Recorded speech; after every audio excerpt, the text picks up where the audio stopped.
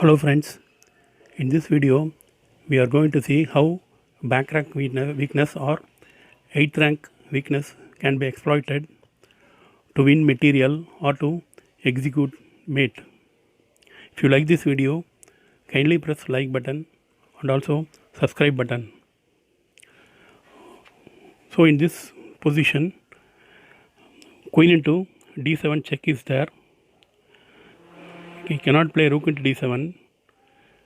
If he moves to king b8, then queen into g8 check wins rook and knight, because there is no rook into d7. If rook into d7, then rook d1 check, rook d8, rook into d8 is mate.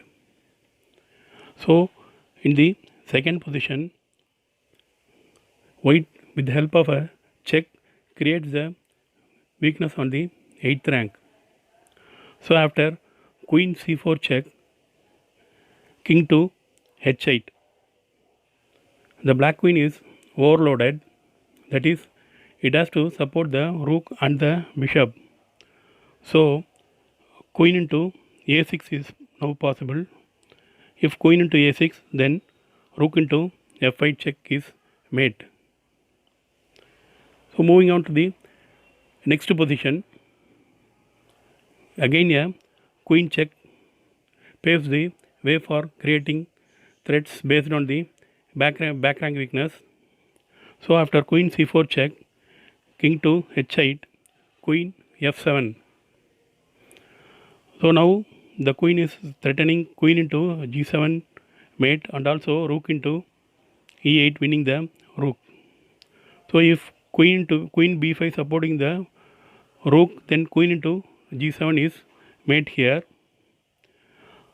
If rook into f7, then rook into e8 check leads to mate.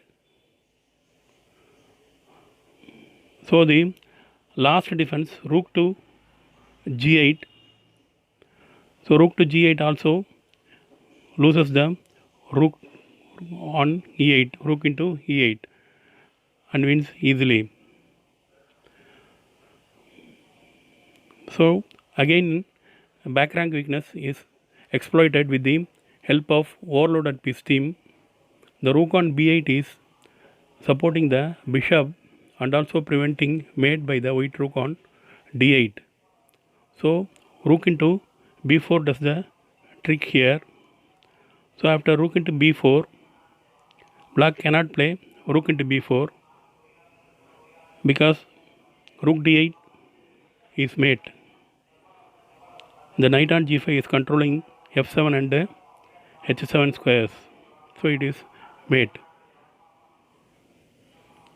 Now we see a very fine combination, pin, fork and back rank weakness all in action here. The first move, knight to h6 check. He cannot play pawn into knight. He has to go to king h8. Now queen into e5. If queen into e5, knight into f7 check, forks the queen and king. Black cannot play rook f7 because rook d8 leads to mate here. So if king g8, knight into e5 wins a piece for white. Now we will move on to the black wins the positions.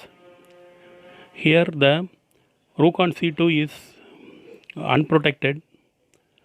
The rook on d1 is protected by the queen. So white plays the winning move, queen e4 here. Queen e4 attacks the rook and also attacks the queen.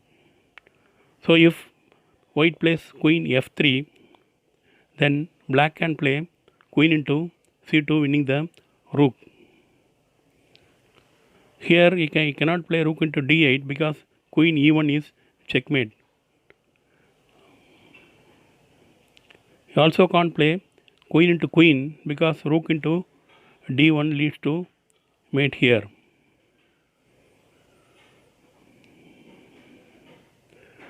So now we will see a queen sacrifice and mate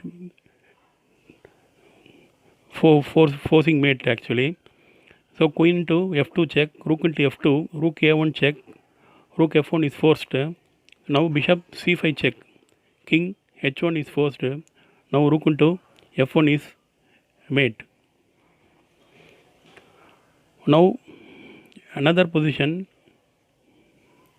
with a queen sacrifice.